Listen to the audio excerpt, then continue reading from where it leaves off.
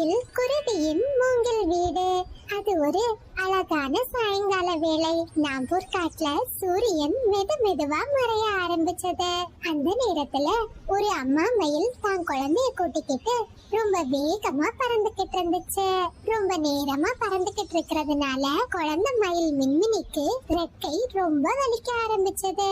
கொஞ்ச நேரத்திலேயே நாம்பூர் காட்டுல ராத்திரி நேரம் வந்துடுச்சு. அம்மா, என்னால இதுக்கு மேல பறக்கவே முடியாதும்மா.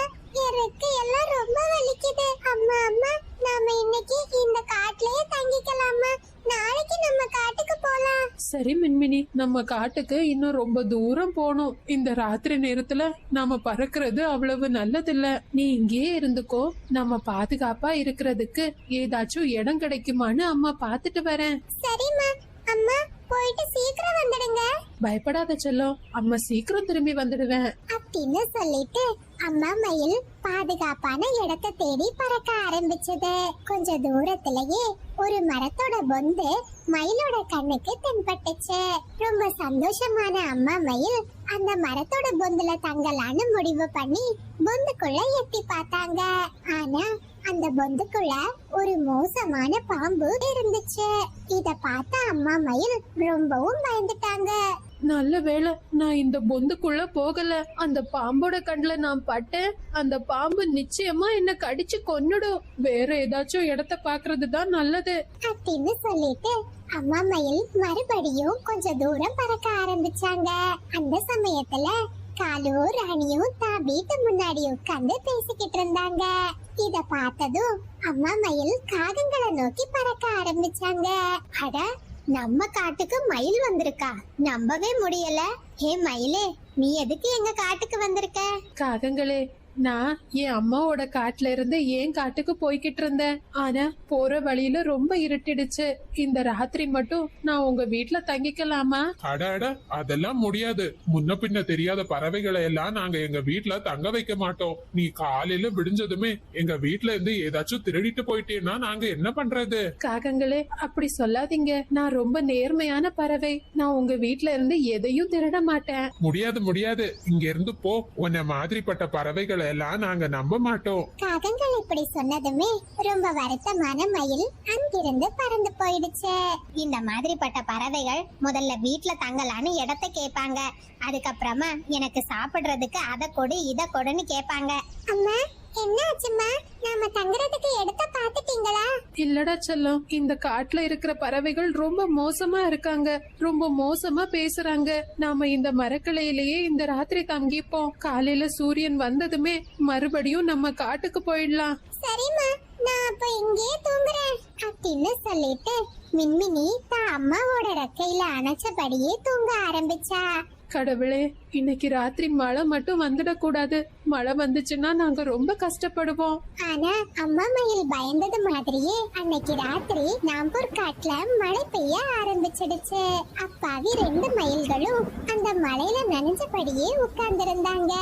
மழைய பாக்குறதுன்னா மீனுக்குருவியோட பொண்ணு சாராவுக்கு ரொம்ப பிடிக்கும். அவ ஜன்னல் பக்கத்துல உட்கார்ந்து மழையோட அழக ரசிச்சுக்கிட்டு இருந்தா. அந்த நேரத்துல தூரத்துல மரக்கிளையில 2 மயில்கள் நனைஞ்சபடியே உட்கார்ந்து இருக்கிறத குழந்தை சாரா பார்த்தா. அம்மா அம்மா, நம்ம காட்டுக்கு மயில் வந்திருக்குமா? அவங்க அந்த மரக்கிளையில உட்கார்ந்து நனைஞ்சுக்கிட்டே இருக்காங்க. சாரா, என்னம்மா சொல்ற? ஆமாம்மா, ஒரு அம்மா மயிலும் ஒரு குழந்தை மயிலும் இருக்காங்கம்மா. மயில்கள் எல்லாம் பக்கத்து காட்டுல தான் வாழ்றாங்க. ஒருவேளை நம்ம காட்டுக்கு வந்த அவங்க இந்த மலையில மாட்டி இருக்கலாம். நான் எதுக்கும் அவங்க கிட்ட போய் விசாரிச்சுட்டு வரேன். அம்மா அம்மா, நானும் வரேம்மா. வேண்டாமா சாரா, வெளியே நல்ல மழை பெய்யுது. அம்மா மட்டும் போயிட்டு வரேன் அப்படின்னு சொன்ன மீனுக்குருவி ஒரு கொடையை எடுத்துக்கிட்டு மயில நோக்கி பறந்து போச்சு. மயிலக்கா, மழையும் இடியும் ரொம்ப அதிகமா இருக்கு. இந்த மழையில உங்க சின்ன குழந்தைய வச்சுக்கிட்டு எதுக்காக இப்படி நனைஞ்சுக்கிட்டு இருக்கீங்க? குருவி, என்னோட காடு ரொம்ப தூரத்துல இருக்கு. எனக்கு வேற வழி தெரியல. நான் தங்குறதுக்கு ஏதேதோ இடத்த பார்த்தேன். ஆனா எனக்கு எந்த இடமும் கிடைக்கல. மயிலக்கா, நீங்க கவலைப்படாதீங்க. என் வீட்டுக்கு வாங்க. இந்த மழை நிக்கிறது வரைக்கும் நீங்க தாராளமா என் வீட்டுல தங்கிக்கோங்க. ரொம்ப ரொம்ப நன்றி குருவி. நான் இப்பவே உன் கூட வரேன். உடனே மீனுக்குருவியும் மயில கூட்டிக்கிட்டு தன்னோட வீட்டுக்கு பறந்து போச்சு. குருவி, இந்த காட்டுல உன்ன மாதிரி நல்லவங்களும் இருக்காங்கன்னு எனக்கு இப்பதான் தெரிஞ்சது. நான் ஒரு காகங்கள் கிட்ட ராத்திரி மட்டும் தங்கிக்கலாமான்னு கேட்டேன். ஆனா அவங்க என்ன ரொம்ப மோசமா பேசிட்டாங்க. மயிலக்கா, அவங்க எப்போதுமே அப்படிதான். அவங்க யாருக்குமே எந்த உதவியும் செய்ய மாட்டாங்க. எல்லாரையும் ஏளனமா தான் பேசுவாங்க. இந்த மாதிரி மீனுக்குருவியும் மயிலும் பேசிக்கிட்டு இருந்த நேரம் 2 சின்ன குழந்தைங்களும் தங்களை ஒருத்தருக்கொருத்தர் அறிமுகப்படுத்திக்கிட்டாங்க. என் பேரு சாரா, உங்க பேர் என்ன? நான் தான் எங்க அம்மா கிட்ட நீங்க மரக்கிளையில இருக்கிற விஷயத்த சொன்னேன். அப்படியா? ரொம்ப நன்றி. என் பேரு மின்மினி. என்ன மின்மினியா? உங்க பேரு ரொம்ப அழகா இருக்கு. மயிலக்கா, நீங்க ரொம்ப பசியா இருப்பீங்க. என் வீட்ல ஒரே ஒரு மாம்பழம் தான் இருக்கு, அதை சாப்பிடுங்க அப்படின்னு சொன்ன மீனுக்குருவி தான் கிட்ட இருந்த மாம்பழத்தை மயிலுக்கு கொடுத்துச்சு. இந்த மாதிரியே நாம்பூர் காட்டுல இரவு நேரம் முடிஞ்சது. மறுநாள் காலையிலயும் விடிஞ்சது. ஆனா காட்டுல மழை நிக்கவே இல்ல. மழையோட சேர்த்து புயலும் அடிக்க ஆரம்பிச்சிடுச்சு. மழையோட வேகம் மேலும் மேலும் அதிகரிச்சுக்கிட்டே இருந்துச்சு. ரொம்ப பலமா காற்று வீசினதுனால அந்த காற்றுக்கு ஈடு செய்ய முடியாம மீனுக்குருவியோட வீடு ஆட ஆரம்பிச்சது. ஐயோ மயிலக்கா, என்ன இது? வீடு ரொம்ப ஆடுது. என் வீடு கீழே விழுந்துடும்னு நினைக்கிறேன். வாங்க வாங்க, சீக்கிரம் வெளியே போயிடலாம். மீனுக்குருவியும் மயிலும் வெளியே வந்த கொஞ்ச நேரத்திலேயே குருவியோட வீடு அப்படியே காற்றுல பறந்து போயிடுச்சு. இத பார்த்த மீனுக்குருவி ரொம்ப வருத்தத்துல அழுதுச்சு. என்ன வெளியே பெரிய சத்தமா இருக்கு? ஏதோ ஒரு குருவியோட வீடு உடைஞ்சிருக்கும்னு நினைக்கிறேன். ஆமா ராணி, எனக்கும் அப்படிதான் தோணுது. வா நம்ம வெளியே போய் பார்த்துட்டு வரலாம் அப்படின்னு பேசிக்கிட்டு 2 காகங்களும் ஒரு கொடையை எடுத்துக்கிட்டு தான் வீட்டோட வெளியே வந்து பார்த்தாங்க. மீனுக்குருவியோட வீடு காற்றுல அடிச்சிட்டு போறத பார்த்த 2 காகங்களும் ரொம்ப சிரிச்சாங்க. ஹே மீனு, உனக்கு நல்லா தேவைதான். யார் வந்தாலும் வீட்ல அடைக்கலம் கொடுப்பல. பாத்தியா, இப்போ உன் வீடு காத்துல பறந்து போயிடுச்சு. ஆமா, சரியா சொன்னீங்க காலு. இந்த மீனுக்குருவிக்கு ரொம்ப நல்ல வேணும் நினைப்பு. எப்போதும் எல்லாருக்கும் உதவி செய்யறது. பாத்தியா, இப்ப உன்னோட உதவி உனக்கே வினையா முடிஞ்சிடுச்சு.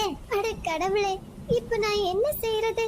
எனக்குன்னு இருந்த ஒரே ஒரு வீடும் போயிடுச்சு. குருவி, நீ கவலைப்படாத.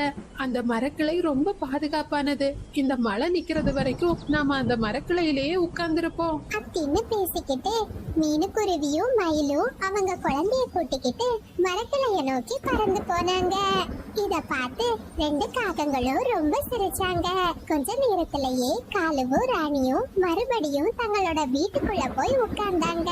ஆனா மறுபடியும் காற்று பலமா வீச ஆரம்பிச்சது. திடீர்னு வந்த ஒரு மரக்கிளை காகங்களோட வீட்டின் கூரையில பலமா மோதிச்சு. இதனால வீட்டோட மேற்கூரையில விரிசல் விழ ஆரம்பிச்சது. மழை தண்ணி மெது மெதுவா காகங்களோட வீட்டுக்குள்ள விழுந்துச்சு. 2 காகங்களும் வேற வழி இல்லாம வீட்டுக்குள்ள உட்கார்ந்தபடியே மழையில நனைஞ்சுக்கிட்டே இருந்தாங்க. கொஞ்ச நேரத்திலேயே காட்டுல ஒரு வழியா புயலும் மழையும் ஓஞ்சது. நாம்பூர் காடு மறுபடியும் பழைய நிலைமைக்கு வந்துச்சு. மயிலம்மா ரொம்ப தூரம் பறந்து போய் மீனுக்குருவிக்காக நிறைய மூங்கில் கட்டைகளை எடுத்துட்டு வந்தாங்க. மயிலும் தான் எடுத்துட்டு வந்த மூங்கில் கட்டைகள்ல மீனுக்குருவிக்கு ஒரு அழகான பலமான வீட்டை கட்டி கொடுத்தாங்க. குருவி, நீ எதை நினைச்சும் பயப்படாத. இந்த மூங்கில் வீடு எந்த காற்றுக்கும் மழைக்கும் உறுதியா இருக்கும். உனக்கு இனிமே எந்த பிரச்சனையும் இருக்காது. மயிலக்கா, உங்களுக்கு ரொம்ப நன்றி. நீங்க எனக்கு ஒரு பெரிய உதவி செய்திருக்கீங்க. இல்ல குருவி, நீ எனக்கு செய்ததுதான் பெரிய உதவி. நான் எப்போ இந்த காட்டுக்கு வந்தாலும் உன் வீட்டுக்கு வந்துட்டு தான் போவேன், சரியா? அப்படின்னு பேசிக்கிட்டு மயில் தான் குழந்தைய கூட்டிக்கிட்டு மறுபடியும் தன்னோட காட்டுக்கு பறக்க ஆரம்பிச்சது. மீனுக்குருவியும் சாராவும் அந்த மூங்கில் வீட்ல ரொம்ப சந்தோஷமா வாழ ஆரம்பிச்சாங்க.